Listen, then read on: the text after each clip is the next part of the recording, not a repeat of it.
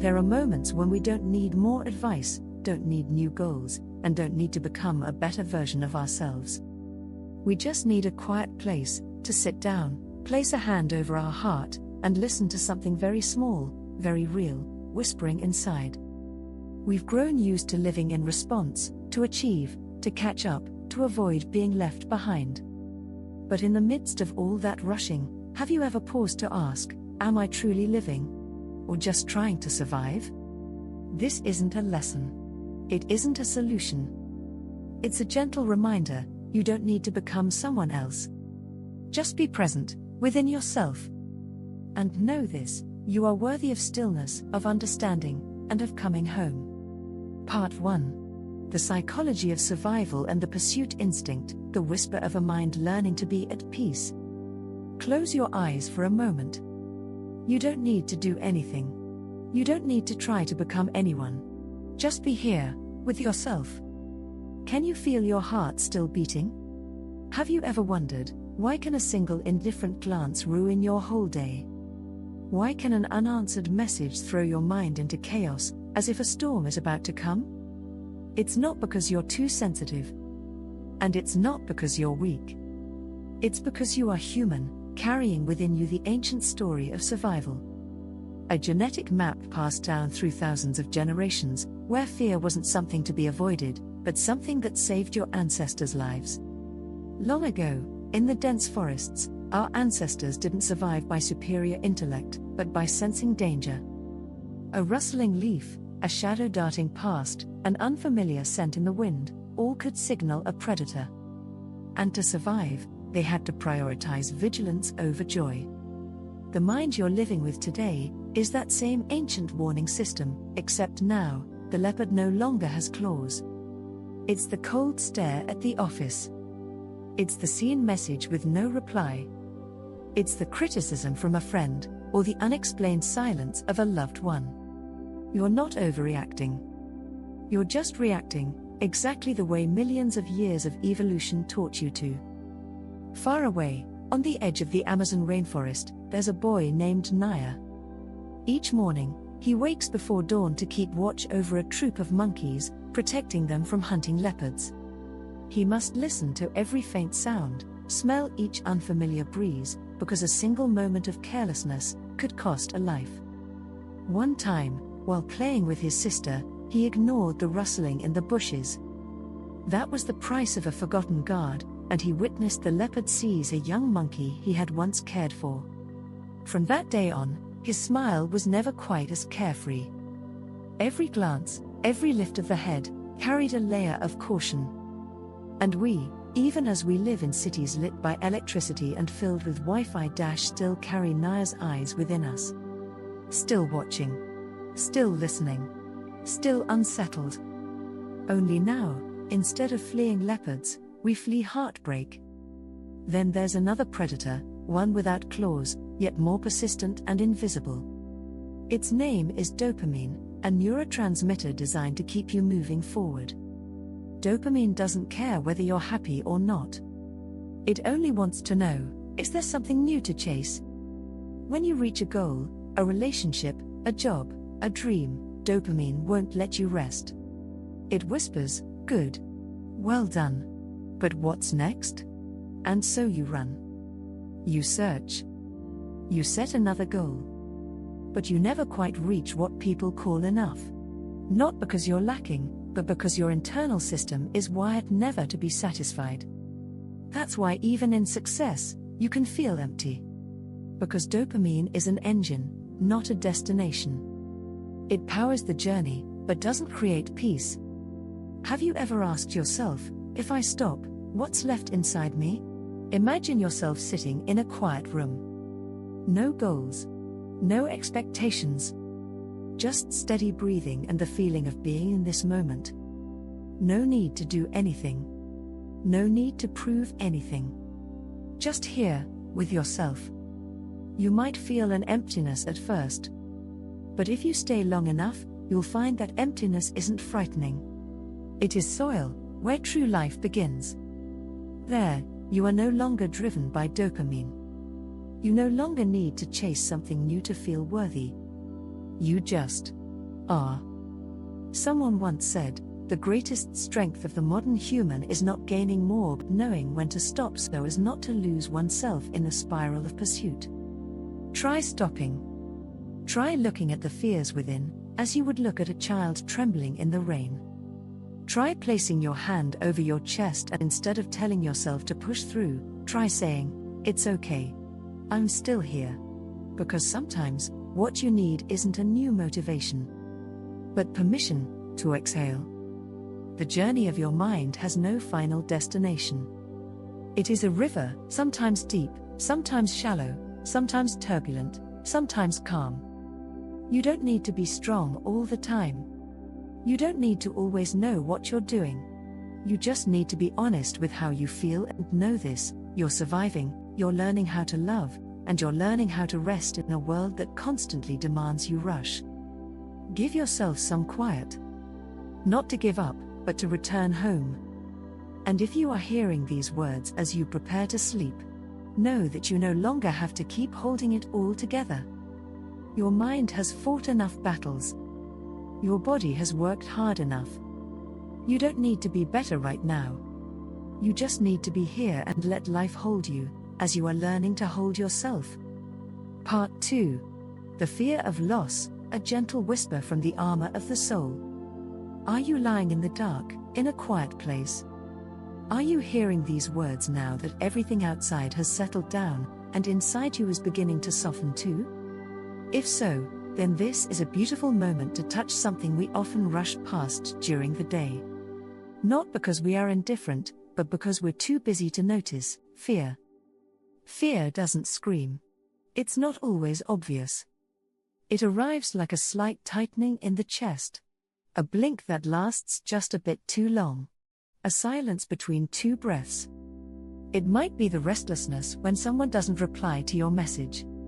The tightness when someone looks at you differently than you'd hoped. The feeling that's hard to name, but very real, that something is slipping away. We grow up being taught, don't be afraid. But the truth is, fear is our oldest companion. It came before language. Before concepts of right and wrong, love and hate. It is what made us cry the moment we were born. And it's the last thing that remains when we lose something important. A man once visited a therapist. He said, "I'm not afraid of anything. I just feel uncomfortable around gay people." Over time, as the layers of memory were peeled back, they discovered that his childhood was filled with the image of a strict father, a former soldier who forbade his son to cry, be soft, or be different. And so disgust was not his nature, it was a residue of fear. An armor he had put on since he was a trembling child, standing before a father holding a whip. The mind is not the enemy. It is a loyal protector, sometimes too loyal, that ends up confusing anything different with danger. Have you ever disliked someone, or felt uncomfortable with an idea, and didn't know why? Maybe you don't actually hate them. Maybe you're just, unconsciously, remembering something that once hurt you. We think we're reacting to the present. But often, we're just repeating an old reflex in response to a wound that's never been healed. Since primitive times, humans learned to avoid rotten food, dead bodies, or anything that might carry disease. It was a survival instinct passed down from our ancestors. But when that instinct spills over into our emotions, it makes us avoid the people we don't understand. And that lack of understanding, if not nurtured with curiosity, quickly turns into rejection. Status is the same. In ancient times, the strongest person, the one who could protect the tribe from wild beasts, earned respect. Today, the strong don't carry spears, they hold microphones, smartphones, or follow accounts. The essence hasn't changed, only the tools. And behind every silent competition, every boast, every comparing glance, still echoes the ancient question: am I important? Am I worthy of being seen? Truthfully, in every heart lies a very tender place, longing for someone to touch it and say, "I see you." Not because you're talented, or beautiful, or impressive, but simply because you are you. But fear also has a positive side. It is from fear that meaning is born. Because we know we can lose, we learn to cherish. Because we know we can hurt, we learn to love more cautiously, more sincerely. One day, at a crowded train station in India, a homeless boy was asked, "If you had one wish, what would it be?" He didn't hesitate. "I wish I could go to school, so my mother wouldn't have to sleep at the station anymore." In that answer, there was no complaint, no far-fetched dream. Only the desire to protect, something born from the fear of loss. What are you running from? Or are you letting fear take your hand and guide you closer to what truly matters? The armor you wear, the toughness, the sarcasm, the coldness, is not wrong. It once saved you. But the question is, do you still need it? Or is it time to gently take it off and touch yourself with the softness you once lacked? If you're hearing these words before you sleep, maybe you've lost something. A person, an opportunity, a part of yourself. And maybe you shut your heart, not because you're cold, but because you were once warm, and you got hurt.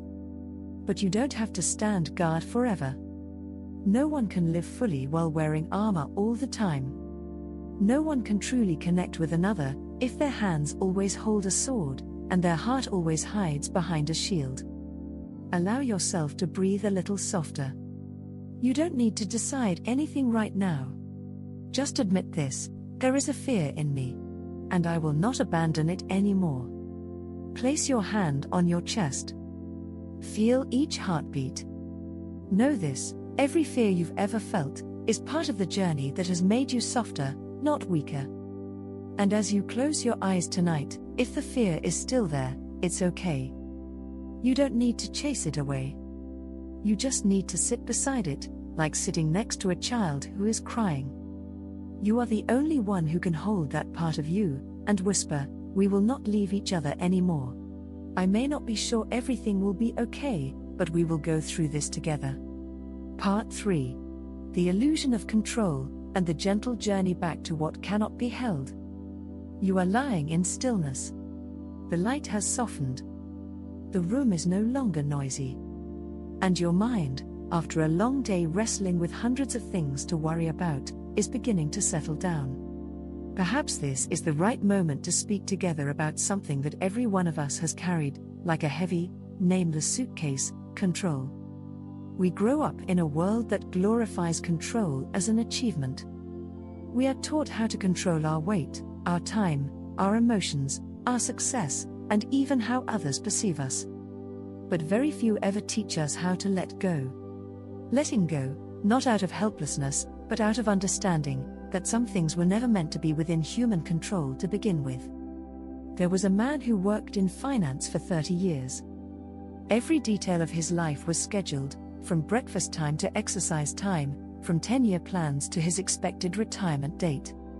He lived inside a giant clock, where everything was run by logic, forecasts, and expectations. Until one morning, he received a diagnosis: terminal cancer. Nothing was under control anymore. Everything he had once believed to be solid turned out to be as fragile as a paper boat drifting across the ocean. When asked what he regretted most, he simply whispered, "I spent my whole life preparing for a future that never came. And the present, I never really lived." Have you ever blamed yourself for not anticipating something? Have you ever felt angry about something beyond your control, and then turned around and punished yourself for not being more careful? Have you ever felt guilty, not because you did something wrong, but because you couldn't control the outcome? If so, you are not alone. Our minds are programmed to anticipate, to plan, to prepare for the worst-case scenario. This is a base program, set since ancient times to ensure survival. But in the modern world, where threats no longer look like wild beasts but like unanswered emails, missed calls, or unfriendly glances, that same anxiety becomes a barrier. We think of ourselves as rational beings. But the truth is, most of our decisions don't come from logic, they come from emotion. Logic only arrives later, to rationalize what the heart already chose. A woman turns down an ideal job simply because her heart doesn't feel at peace. A man proposes even though he's not financially ready, simply because one afternoon, as he saw his beloved smile in the sunlight, he felt now is the moment. The mind is not a machine. It's a garden, with flowers, with weeds, with unpredictable winds and sun. And sometimes, the most beautiful things come, not from controlling everything, but from embracing uncertainty. Try to imagine this: you are rowing a small boat across a vast lake. There are days when the sky is calm, the water still, and everything is within reach. But there are also days when dark clouds roll in, waves rise, and you realize there's nothing to do but let go of the oars, and keep yourself from panicking. Life is like that. No one controls the weather. But the one who accepts the rain is the one who doesn't get soaked by their own resistance. Something miraculous happens when we stop trying to control everything. A quiet kind of freedom begins to appear. When you let go of expectations, your heart feels lighter. When you stop forcing yourself to always have a plan, you open space for real life to flow in. And if tomorrow doesn't arrive the way you intended, have you truly lived as yourself today? If you no longer had time to prepare, would the things you're doing today be worth living for? Are you loving the way you really want to love? Are you living, or only strategizing for a so-called ideal future? Uncertainty is not the enemy. It's the space where miracles are allowed to happen. If everything were under control, there would be no surprises left, nothing to move us, nothing that truly touches the heart. Let yourself make mistakes. Let yourself dream. Let yourself let go, not because you're giving up, but because you deserve to be gentle with yourself. If you are lying down, listening to these words after the lights have gone out, breathe more slowly. You don't need to worry about tomorrow. You don't need to try anymore. You've done enough for today. Maybe your life won't go exactly according to plan. But maybe, the true miracle never was in the plan. It lies in the gentle acceptance of yourself, in each uncertain moment. So, if your mind is still trying to control something, say to it, with a soft smile, "Thank you for protecting me all this time. But I'm okay now. I can let go." And just like that, you are no longer someone being dragged through life. You become someone walking with life, gently, softly, and deeply. Part 4. When belief conflicts with truth, and the journey back to the authentic self. There is a kind of exhaustion that doesn't come from the body. Not from feet that have traveled too far. Not from hands that have done too much. It is the fatigue of a soul that is not living in alignment with itself.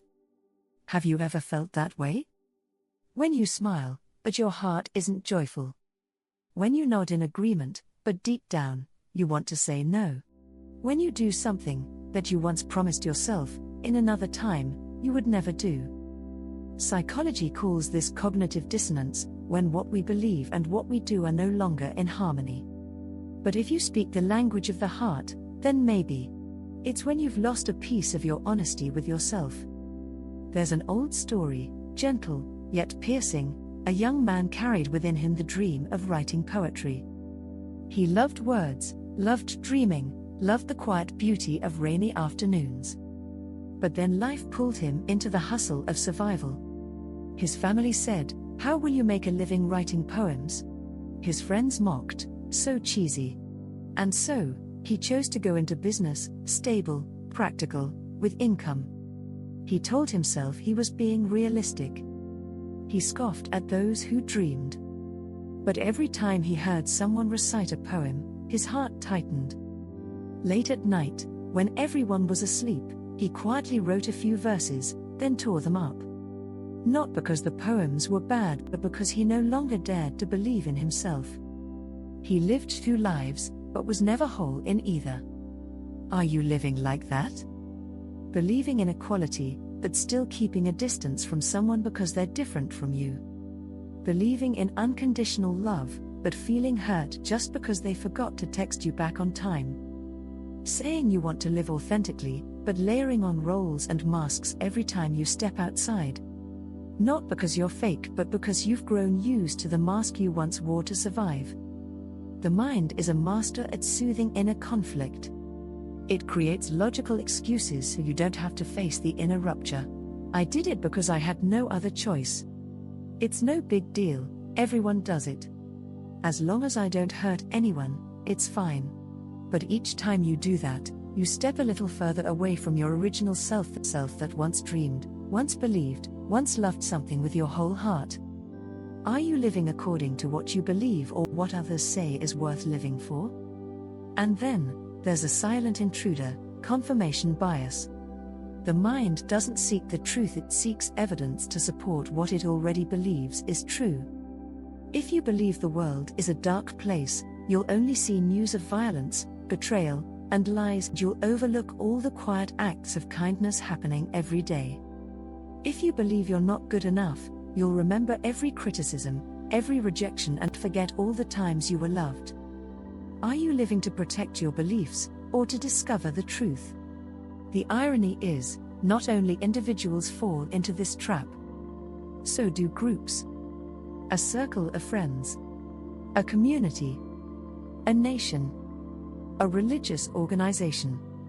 All can create what's called a cognitive safety zone, where any differing opinion becomes a threat. Where truth is no longer welcomed because it demands that we change. And so, while one person fights to protect a story that's no longer true, a whole collective may join in, defending a shared illusion.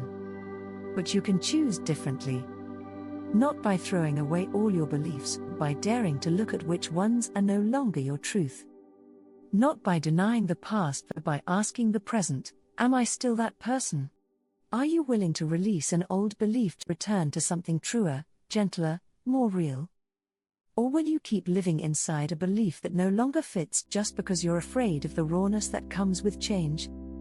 If you're hearing these words as you're about to sleep, maybe somewhere inside you, something is asking to live again, a forgotten dream, a part of yourself that once hid away.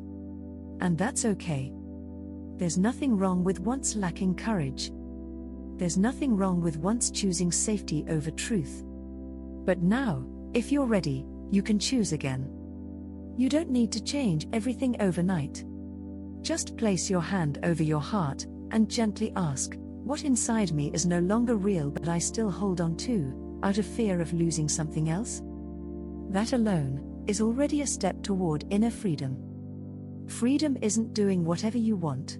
It's no longer being imprisoned by what you no longer believe is true. And if tomorrow, you begin to live just a bit more honestly than today, this moment where you sat still and listened to your heart was already a worthy beginning. Part 5. The time-traveling mind, and how truth gently shifts when we change the frame. You are lying in a quiet space. Maybe it's a slow evening, when all the outside noise has begun to fade. You don't need to do anything right now. You don't need to reply to anyone, don't need to rush to finish anything. Just be here, with yourself. Your mind, even though your body is still moving. You might be remembering something that happened long ago. An old remark. A glance. A moment that still tightens your heart. Or maybe you're worrying about tomorrow, a meeting, a message, an outcome that hasn't yet arrived. Humans are the only beings capable of living in all three timelines at once, past, present, and future. We can sit in a quiet room, but our minds are wandering through last week's meeting, or drifting into an upcoming conversation. That's a wondrous ability. But also, a silent curse. Because we can be anywhere, except the moment that's happening right now. Have you ever truly been present, in a conversation, a meal, a breezy afternoon? Have you ever sat next to someone who loves you, yet felt your heart drifting far away, where an unfinished story or unnamed worry lingers? A man sits at dinner with his family, but his mind is replaying the painful words from his boss that morning. A young woman walks through nature, but her mind is weighed down by a message she hasn't yet sent. A child sits in class, but their mind is stuck on the playground yesterday, where they were teased by their friends. We live as if today is just a stepping stone for a tomorrow that hasn't yet arrived. Are you truly living, or just remembering and predicting a life that has never fully existed? The human mind is a master storyteller. It doesn't just record memories. It edits. It selects. It colors. An event, by itself, is just a neutral piece of information. But when placed within a frame, it becomes an emotion, a personal truth. For example, a friend doesn't reply to your message. If you use the frame "they're busy," you feel relief. If you use the frame "they don't care about me," you feel hurt. A failure. If you tell it as a lesson, you feel grateful. But if you frame it as "I'm useless," you start punishing yourself in silence. Truth is always neutral. But the frame we choose is how truth lives again in our minds. A media strategist once said, "Don't just give me information. Give me the power to tell the story, and I can shape the emotions of a generation." We don't live in reality, we live in the story about reality. And that opens a door. If you can change the frame, you can change the feeling. If you can change the story, you can change the experience. But many people stay stuck, not because they want to, but because they don't even know what frame they're carrying. Someone lives in the shame of a past mistake, not because the mistake was too great, but because they framed it as "I am unworthy." Someone lives forever in the future, not because they dream of something, but because their frame of the present is "I'm not good enough to stop yet." What frame are you using to tell the story of your life? And is that frame truly yours, or something you were taught to believe long ago? A woman once shared that she always felt unloved. Every small action, a distracted glance, a husband coming home late, became proof that "I'm not good enough." But during a therapy session, she remembered something. As a child, whenever she made a mistake, her mother would remain silent for a long time. Silence was punishment. And from then on, silence became "I am not worthy of love." She wasn't living in reality. She was living in an old frame, from a wounded child's point of view. If you want to live lighter, you don't need to erase your memories. You just need to learn how to reframe. Try it with something that once hurt you. Look back and ask, "If I didn't believe I was worthless, what else could this mean?" Maybe it was a lesson, a redirection, a moment that showed you who truly cared. Or simply, something that has passed that no longer needs to be held. If you're listening to these words in the dark, as your body softens and your mind begins to drift, know that you don't have to fix everything tonight.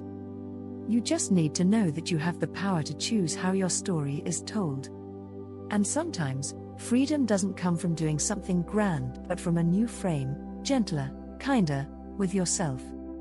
Give yourself a new beginning, not with rushed action, but with a quiet whisper in your heart: "I can choose a new frame for my life, one that doesn't demand perfection, but gives me permission to be real."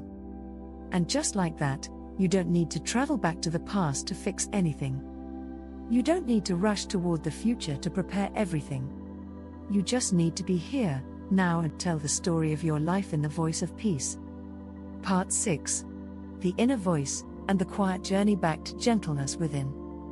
If you're lying still now, the lights have dimmed, no one is calling your name, no phone or email is reminding you of anything, then this is a rare moment. A moment with no demands, no explanations, no effort required. In that silence, there is a voice that hasn't gone quiet. You know that voice. The voice in your head. The one that whispered when you failed, "I told you so." That mocked when you succeeded, "It was just luck." That scolded when you felt sad, "Don't be so weak." You never invited it, but it has been there for a very long time. Since you were a child, when someone told you that you were not good enough, had to try harder, must not cry, must not be wrong. The inner voice isn't innate. It was created. From the times you were scolded, criticized, compared, abandoned. From disappointed glances, from judgmental words, from cold silences. And you, a small child, didn't know how to fight back. So you kept those words, and learned to remind yourself before others could hurt you. You called it reality, called it maturity. But truly, it was a layer of protection. Are you really listening to yourself, or just replaying the voices of those who once hurt you? Inside you, there's not just one self. There's a part that wants to rise. A part that only wants to rest. A part that wants to love. A part that fears getting hurt. A part that longs to move forward. A part that just wants to stay still. The mind is like a room, where many voices coexist. There's the voice of the child, angry, afraid. There's the adult voice, rational, calculating.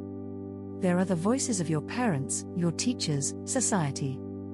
And there's a very tiny voice, so small, of your original self, often the most drowned out. A woman once said in a therapy session, "I don't understand why I keep loving the wrong people. Part of me knows they're not good for me, but another part feels empty if I leave." She thought she was conflicted, but she wasn't. She was simply hearing two parts of herself arguing over what felt safe.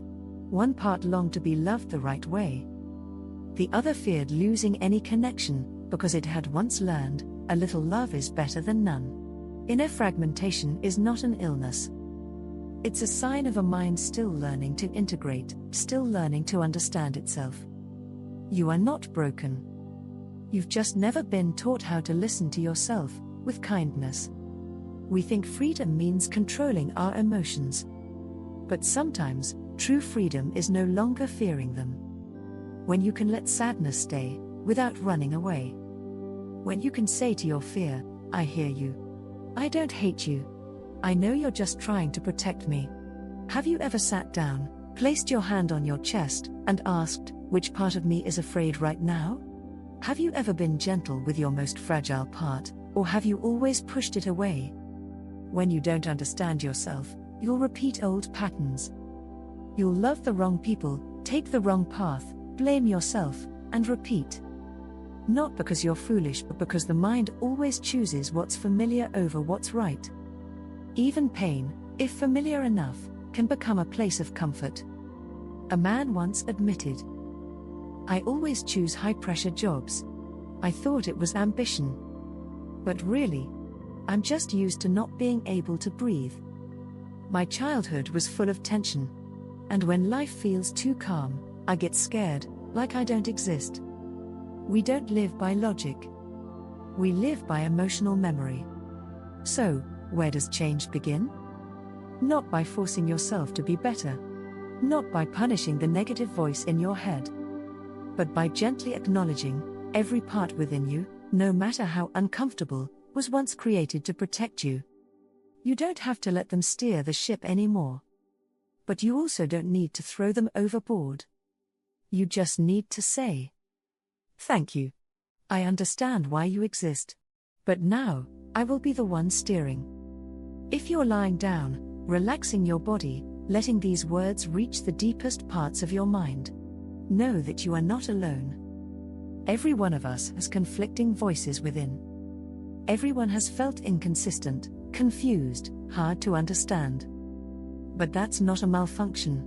That's what it means to be human. And if you want to begin living closer to your true self, you don't need a grand journey. Just sit quietly for a few minutes each day. And instead of forcing silence, ask, "Who is speaking in my head right now?" Then you'll learn, which voice is fear? Which voice is an old belief? And which voice is truly yours? When you realize this, you no longer need to fight yourself. You only need to listen, and choose the gentlest, kindest, most honest voice to walk with. And just like that, you return, not to become someone else, but to become fully yourself, with all the parts inside you that were never fully embraced. Part 7. Identity, and the journey from masks back to the true self. You are lying still. The light in the room has probably dimmed. The world out there keeps spinning, with work, expectations, conversations, the rhythm of life, but you are here, with yourself. Not to do anything. Not to prove anything. Just to be, gently, and to breathe. In this still moment, You may begin to hear more clearly something that often gets drowned out during the day, a soft voice from within asking, "Who are you?" when you no longer have to please anyone. When someone asks you, "Who are you?" the answer often comes quickly.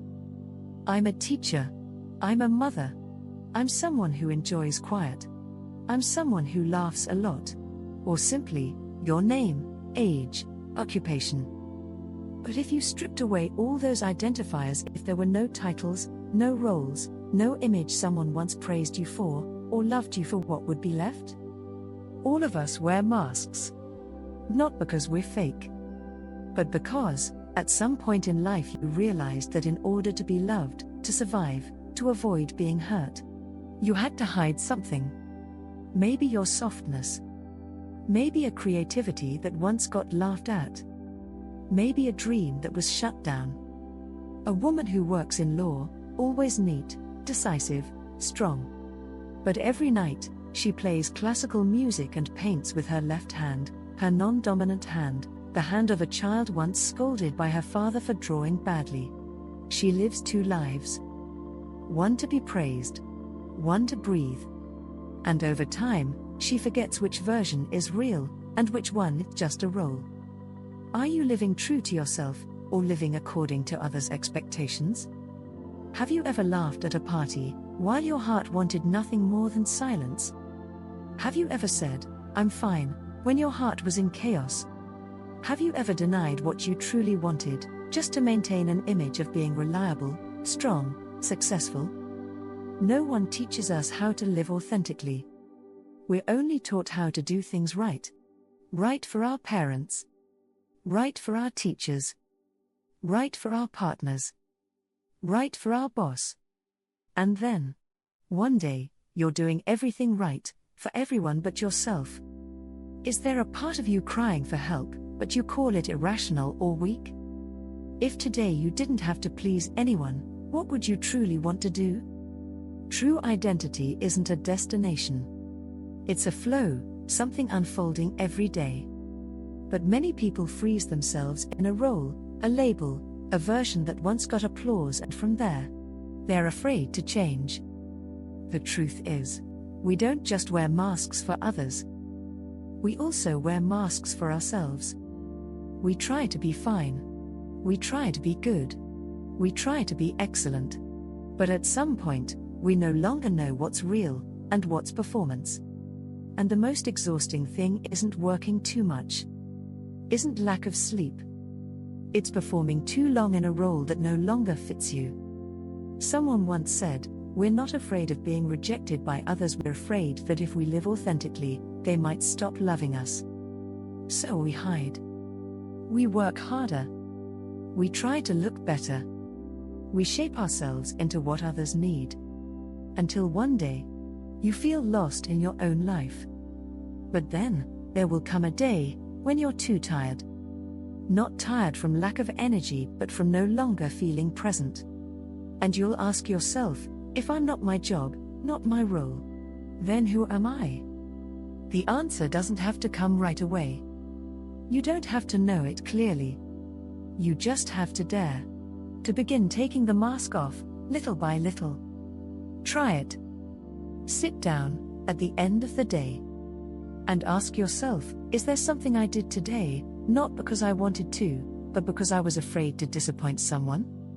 Is there something I tried to hide simply because I wasn't sure if someone could accept that part of me? When you remove the mask, you might see something very vulnerable underneath. A child afraid of being left behind. A soul that once longed to be seen, without having to prove anything. A voice that was once silenced, because children don't know anything. But in that space, you'll also rediscover something you haven't seen in a long time, yourself, unedited, unforced, unshaped. And you'll realize, you are not weak. You just need to live honestly. And that is not something you need anyone's permission for. If you're hearing these words at the end of the day, you don't have to change anything right now. You don't have to say anything you're not ready to say. You just have to be here and admit to yourself, maybe, I deserve to live without wearing a mask forever. Take a slow, Deep breath. Place your hand over your heart. And say, "Hello, real me, I'm listening to you now. From this moment on, I won't abandon you again." Part 8. Pain and the story we tell to keep living. You are lying down, or sitting still, as a long day slowly comes to a close. Perhaps the lights in the room have been turned off, or the light outside the window has begun to blur. And in that silence, pain, if it is there, begins to speak. It is not loud. It does not gnaw at you. It simply exists, quietly. Like a gentle pressure on your chest, like a wound that hasn't yet healed. Pain is not just a feeling. It is a living presence. It can remain for many years. It can whisper in your dreams. It can bring you to your knees on a bright, sunny day. There was a woman who lost her son in an accident. For many years after, she lived in silence through every meal, through her efforts to smile at others. But the pain remained. Like a shadow with no name, no shape, following her every step. Then one day, she began writing letters to other mothers. In each letter, she wrote about her son, not just the day he left, but the day he laughed loudly in the rain, the day he hugged her and ran off because he loved to play. Her handwriting trembled, but it was warm. She was beginning to turn pain into memory with sound, with images, with scent. She was no longer just carrying pain. She was telling a story. More than any other creature, humans have the ability to name pain. To turn it into words, into sentences, into a theme. That is how we survive. Because when pain is placed inside a story, it has a beginning, a climax, and an end. And our minds, which need order, can accept anything, as long as it makes sense. When pain is unnamed, it is like a vague shadowy space. We feel tense, uneasy, but don't know why. Like walking in fog, unable to see the sun. Yet sometimes, we cannot tell our story. When the shock is too great, our mind rejects reality. Not because we are weak, but because we are trying to survive. Just as the body needs time to stop the bleeding, the mind needs time to heal. Are you forcing yourself to move on from something before your soul is ready? Remember, no one heals in a single night. No one needs to be strong while their heart is still bleeding. And there is no rule for how much pain is enough, or how long it is appropriate to grieve. Then, there is another factor that makes healing even harder: the crowd. In the digital age, everyone has an opinion. About your pain. About how you should feel. About when you should stop. One man once shared, "I was hurt because my girlfriend cheated on me, but people said, 'Come on, man, that's nothing.' And I started thinking I was just being weak." He wasn't weak. He was just being real. But the crowd, with its cold standards and fixed emotional templates, made him believe that authenticity was something to be ashamed of. Are you living the way others think you should feel, or the way your heart truly needs to feel? When you rewrite your story with the voice of your heart, not the voice of society, you are giving pain a new form, the form of understanding, of compassion, of light. Maybe your legacy won't be money or fame. But this, that you turned your deepest wounds into something gentle. A hug. A compassionate gaze. A kind gesture. And then, perhaps, through you, someone else will walk through their pain. Not because you were impressive, but because you were real. If right now, you are lying still, the lights have softened, your mind is quieting. Know that you no longer need to be strong. You just need to breathe. Just need to be present. And just need to whisper to yourself, "Pain within me, I see you. I'm not trying to push you away anymore. I will just sit here, beside you, until you're ready to leave."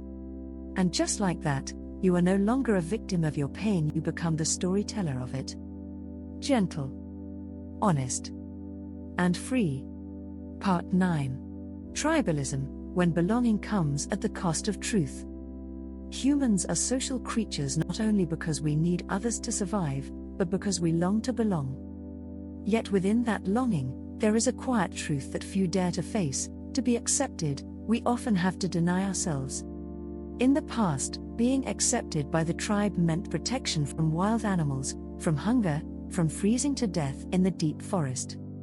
But today, the tribe has changed shape. It may be a group of friends, an online community, a workplace, or an ideology. And the cost of belonging is no longer blood or flesh but silence in the face of what we do not agree with. There was a high school student who loved literature, was sensitive, and often cried while reading poetry.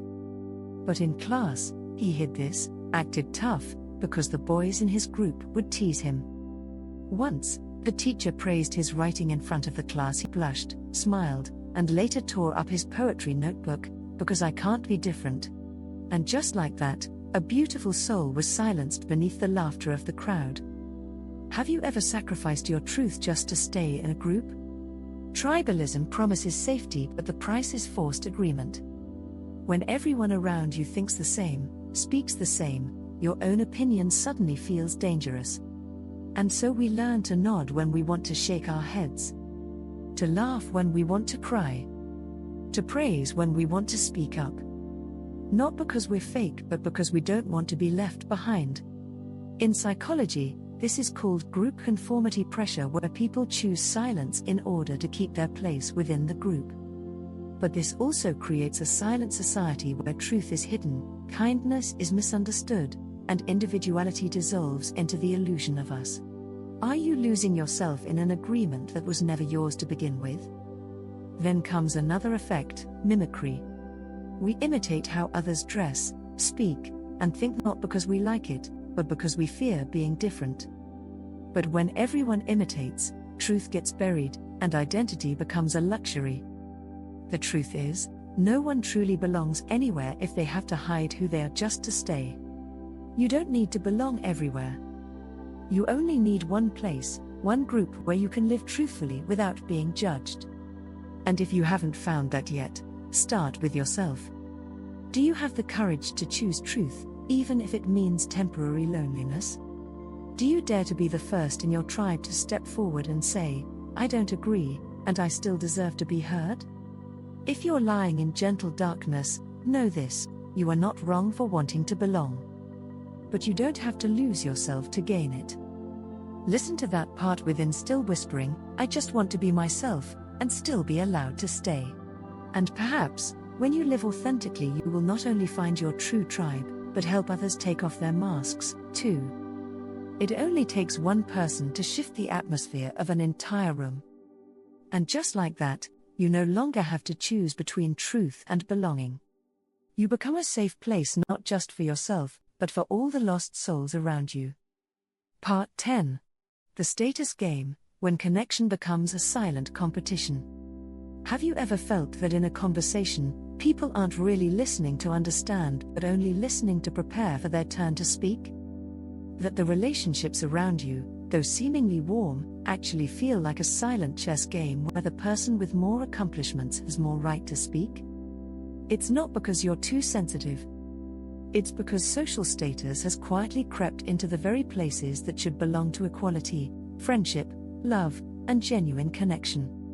Since the beginning of time, status helped humans survive. Those with higher status received more food, more protection, a greater chance to reproduce. Today, the form of status has changed into social media likes, degrees, business cards, bank accounts, or even speaking style. But the drive remains the same: we are programmed to compete. A young woman shared that every time she met her old friend group, she always had to prepare a list of achievements, a place she recently traveled to, a professional milestone, a personal development lesson.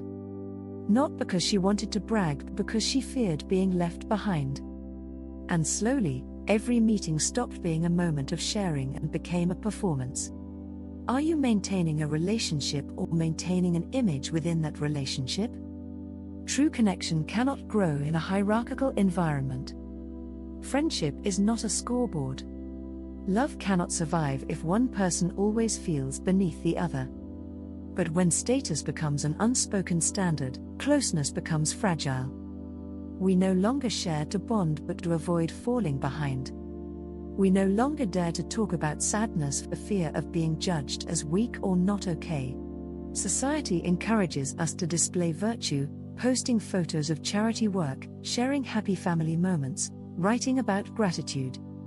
But if those things are merely performances, not backed by quiet actions, then it becomes performative morality. A layer of spiritual makeup. Are you living for what's right or for what looks right? Group pressure. Internet culture. Comparison. All of it pulls us into the spiral of needing to be someone to be loved. We edit ourselves, not to grow but to fit in. And then one day, we realize, we may be successful, recognized, but deep down, we still feel empty. Because people don't love who we truly are, they love the version that was crafted, shaped, and polished. And when you no longer maintain that status, when that success fades, they leave too. Because they never truly knew who you were. Can you live without needing to prove anything? Can you choose genuine connection over manufactured admiration? Maybe the answer isn't in climbing higher, but in pausing. Stepping down. Sitting beside someone, placing your hand on their shoulder and saying, "I'm tired too. But we can walk together." Instead of racing ahead of each other. And if you're listening to these words in the quiet darkness of the evening, know this: you don't have to be better than anyone to be loved. You don't have to shine to be kept. You just have to be real and present. Because sometimes, you, with all your sincerity and vulnerability, are the safest place someone else will ever find. And just like that, you're no longer playing in the status game. You've stepped off the board and found a true companion. Both within yourself and in those who dare to drop the act and hold your hand tightly. Part 11. Rejection, the invisible cut into the feeling of being loved. It's no coincidence that a cold glance, a silent response, or a moment of being abandoned can hurt the heart as if someone just tore a piece of your skin. Because rejection is not just the loss of a relationship, it is a threat to the feeling that we are allowed to exist. In ancient times, being cast out from the tribe could mean death. Our brain still carries that memory.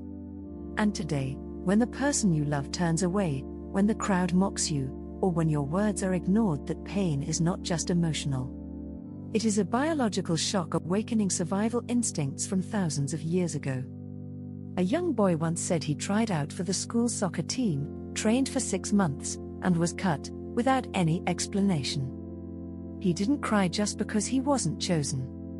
He cried because I felt like I wasn't good enough to be seen. Rejection doesn't kill a dream. It kills the feeling of being acknowledged. Do you still remember the first time you were rejected? What did it leave behind inside you? Alongside rejection often comes envy, a misunderstood emotion, but in truth, it's a signal. Envy isn't just about wanting what someone else has. It's a mirror, reflecting what we deeply long for but haven't dared to face. If you're envious of someone living freely, maybe that's your inner voice longing to break free from imposed responsibilities. If you feel a pang when others are loved, maybe that's a deep part of you hoping to be seen without needing to act strong. Who are you envious of? And what does that reveal about the part of yourself you've been neglecting? The more you understand what's happening inside, the more you'll see that rejection isn't simply someone turning you away, but rather, layers of old memories being awakened. In psychology, attachment style is an important concept. It shapes how you love, how you fear, and how you respond to abandonment. Those with anxious attachment cling to love at all costs, not because they are weak, but because deep inside, they believe I only have value when I'm loved. Those with avoidant attachment pull away whenever they start to matter to someone, not because they are cold, but because they learned that intimacy equals pain. Have you ever asked yourself, am I loving, or just repeating an old wound in a new form? Understanding your attachment style is not about blame. It's about giving yourself the right to choose. When you understand how you love, you can choose to love differently. More consciously. More kindly. With less fear. And then, When rejection comes, you no longer collapse completely. You may still hurt, but you know it doesn't define your worth. Rejection makes us withdraw. That is a natural reflex. We go silent, avoid others, hesitate to express emotion. We become afraid of being truly seen because we fear being rejected again. But if you're lying still tonight, listening to these words in the soft evening light, remember this: you are worthy of love. Not because you've achieved something, but because you are bravely living your truth. You don't need to be perfect to be seen. Don't need to be tough to be kept. Don't need to win the love race. You only need to be yourself. And that is something no one can reject forever. Place your hand over your heart and say, I am still worthy of love, even if others can't love me the way I need. And just like that, you take the next step, not because the pain is gone, but because you've begun to understand, pain doesn't mean you're wrong. It simply reminds you that you're still alive and still open. Part 12. Touch, the primal language of connection and existence. Before we learned to speak, before we even knew how to name complex emotions, we already knew how to touch.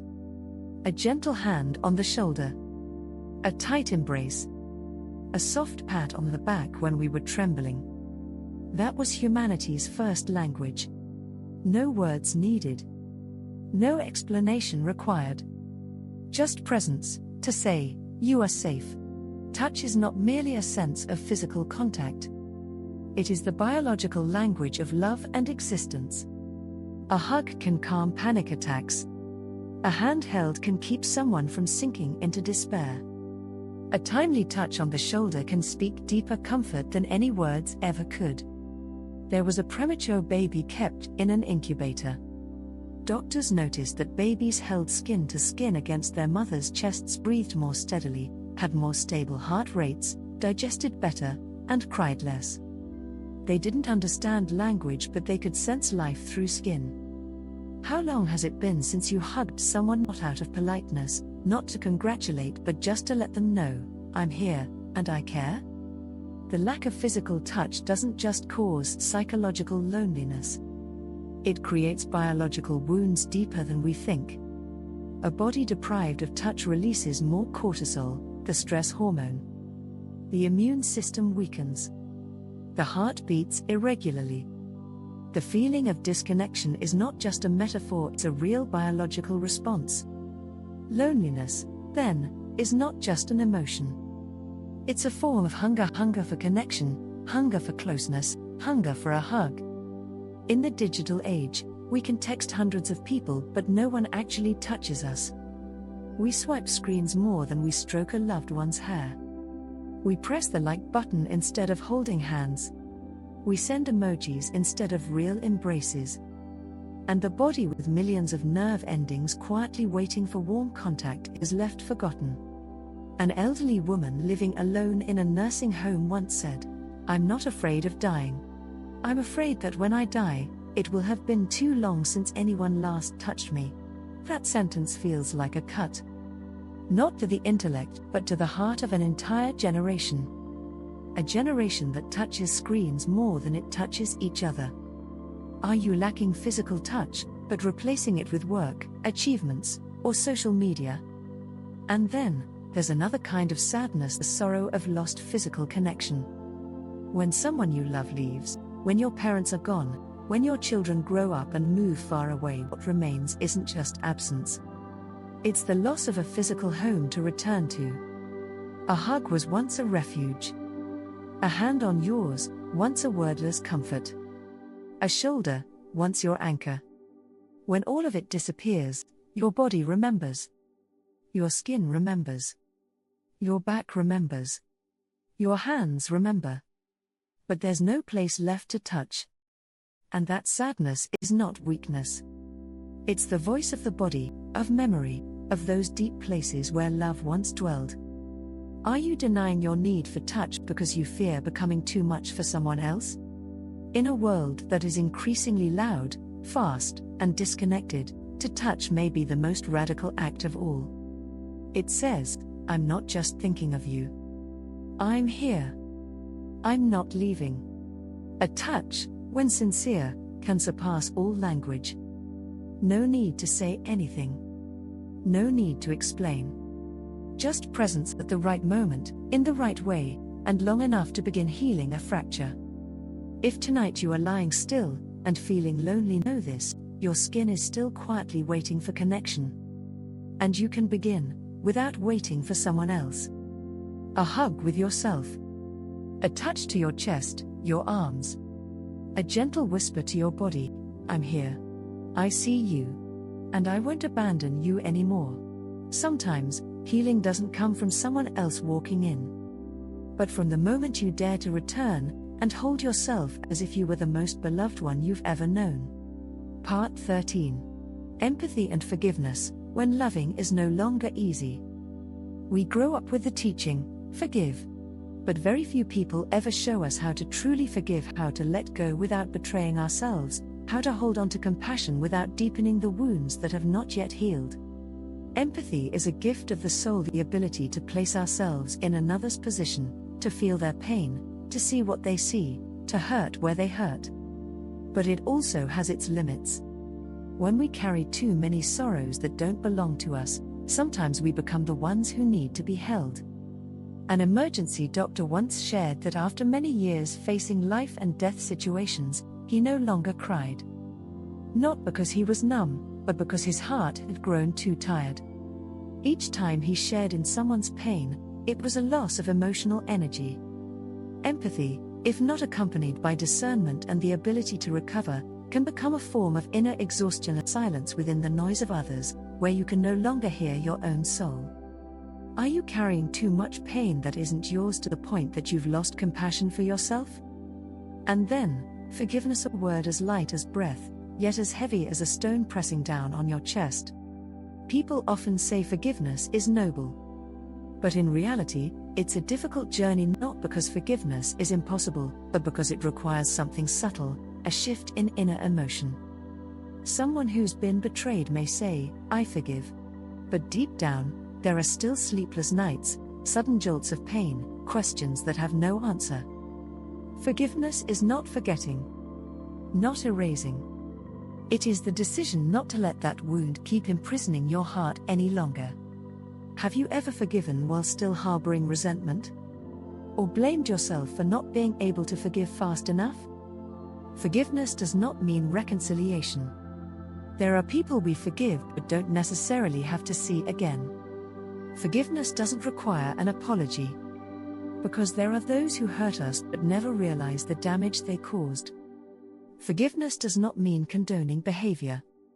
It means choosing to move forward without dragging resentment along like a heavy suitcase. Forgiveness is a door opened first, for yourself. And in every journey of forgiveness, there is always a quiet companion, death. It reminds us that time is not endless. That the pain we don't heal today can become a burden passed down to future generations. There are grudges that stay not only in the heart but seep into the way we look, the way we speak, the way we love. What do you want to leave behind for the world? A heart that's been freed, or a heart still entangled? And don't forget, the greatest forgiveness is not for others. It's for yourself. For the times you weren't strong enough. For the moments you chose wrong. For the things you didn't manage to do, even though you really wanted to. You don't have to be right all the time. You only need not to turn your back on yourself. You can move slowly, you can feel pain, you can stumble as long as you come back, place your hand on your heart, and say, I forgive you, the person I once was. I won't ask you to be perfect anymore. In the gentle darkness of tonight, if your heart still feels heavy, remember, forgiveness doesn't happen in a single moment. It is every time you choose to be a little gentler. It's when you choose silence over blame. It's when you stop running, and instead, sit beside your own pain like an old friend. And just like that, you are no longer someone carrying a wound. You become someone who is healing. Not to forget the past, but to begin again with a heart gentle enough for yourself, and strong enough to open again to others. Part 14. The fear of death, and how we rewrite ourselves to survive. Each of us knows that we will die. It is an undeniable truth, no one disputes it. But strangely, very few live as though it is truly happening. Death is the closest truth and also the one we are best at denying. We fill our days with work, goals, beauty routines, building reputations not just to live better, but to momentarily forget a reality that's hard to face: we are not immortal. A middle-aged man once wrote in his journal, "I spent my whole life building my career. But last night, when the doctor told me I might not make it, the only thing I thought about was, have I hugged my wife enough? Have I told my child I love them?" We are not afraid of death. We are afraid of death arriving before we've truly lived. If death knocked on your door today, what would you regret not having done? Psychology calls this terror management theory the idea that humans create beliefs, values, culture, religion, to feel as if we have a permanent place in the world, something that transcends the limits of the physical body. We cannot bear the thought that we are just a faint dot in the endless stream of time. We need a story to feel that we matter. That story may be a career, a family, an ideal, or even a list of our regrets. Freud called one part of us Thanos, the drive toward death, toward an ending. Not because we want to die, but because we are exhausted from constantly having to prove that we deserve to live. And so, to stay grounded in the whirlwind called impermanence, we create a self-narrative. I am strong. I never give up. I live for others. But how much of that is true? And how much is just a costume you wear, so you don't feel lost? The truth is, your life story is not a fixed script. You are not bound by what has already happened. You can rewrite it. You can erase roles. You can turn the page. Freedom doesn't lie in living forever. It lies in this: if tomorrow never comes, you will not regret how you lived today because you lived true to yourself. Are you living like someone being pushed along or someone walking forward with clear meaning? Death is a period but also a spotlight that shines back on every sentence of your life. It forces you to ask the real questions: who is the person I love most deeply? What is worthy of my remaining time? If only one thing is remembered about me, what do I want it to be? You don't need to leave behind a grand legacy. You don't need your name in history books. You only need to live honestly, love deeply, and be present enough so that when someone speaks of you, they can smile and say, that person truly lived. If you are lying in the quiet darkness of night and there's something inside you that still hasn't been fully lived, know this: you still have time. Even just one day, one moment, to hug someone, to forgive something old, to begin something very small, but very real. Because living is not about waiting for the day you're ready. It's about daring to touch each moment, as if it were the last. And in doing so, you no longer fear death. Because you are living truly, little by little, day by day. And that is the most immortal thing a human being can ever do. Part 15. Legacy, and the final whisper of a life lived. When every race has ended, when the stage lights begin to fade, when the noise drifts away and the room is left with only ourselves, one question still echoes in the mind: did I leave anything behind? Or did I simply pass through? No one truly wants to be forgotten. No one lives a whole life just to vanish as if they never existed.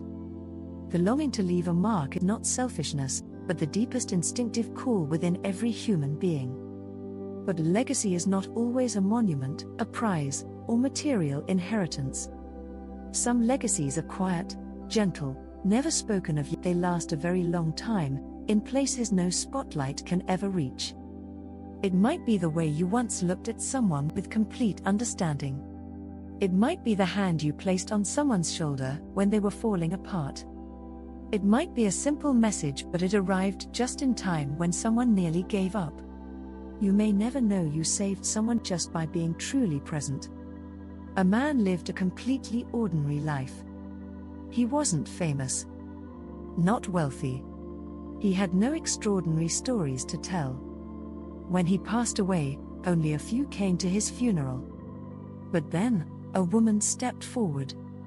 Through quiet sobs, she said, "He was the only one in the neighborhood who smiled at me every morning during the year I was depressed. If it weren't for him, I don't know if I would still be here." He never knew what he left behind. But he left so much. Not through what he had, but through how he showed up. What are you leaving in the hearts of others? A sense of pressure? A sense of distance? Or a nameless warmth? The truth is, we don't get to choose how we'll be remembered. But we can choose how we live today with kindness, with courage, and with honesty toward ourselves. What within you, even if small, might be the very thing someone needs most right now? You don't have to change the whole world. But maybe you just changed one person by how you treated them. You don't need to speak grand words. But a soft touch, a fully present listening ear may be what a breaking soul needs most to stand back up. And if your legacy isn't written in history books but lives in someone's memory, isn't that enough? Perhaps, legacy is not what we leave after we die, but what we give while we are still alive. A kind word. A quiet forgiveness. An action done without seeking recognition.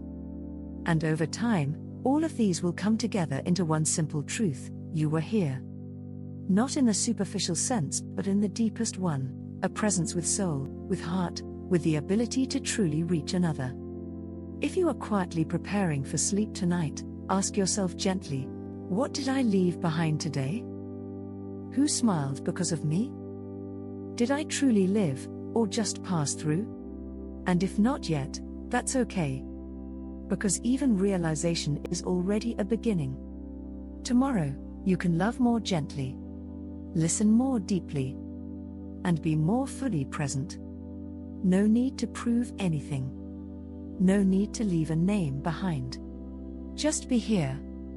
And in doing so, you've left a legacy. Not with noise, but with a quiet resonance, deep and real, in someone else's heart. And perhaps, that is the most beautiful way we can choose to live. Conclusion. And if you've walked with these words all the way to the end, perhaps a part of you is quietly nodding as if something within you has just been touched with empathy. You don't have to change right away. You don't have to get over anything. You only need one recognition: you are alive. You are feeling. You are learning to be gentle with yourself. Healing is not a destination. It is every moment you pause, stop fighting yourself, and choose to love yourself, even in your unfinished state. When night falls, close your eyes and whisper, "I don't have to be perfect to deserve peace. As long as there is one more heartbeat, there is still a chance to return home."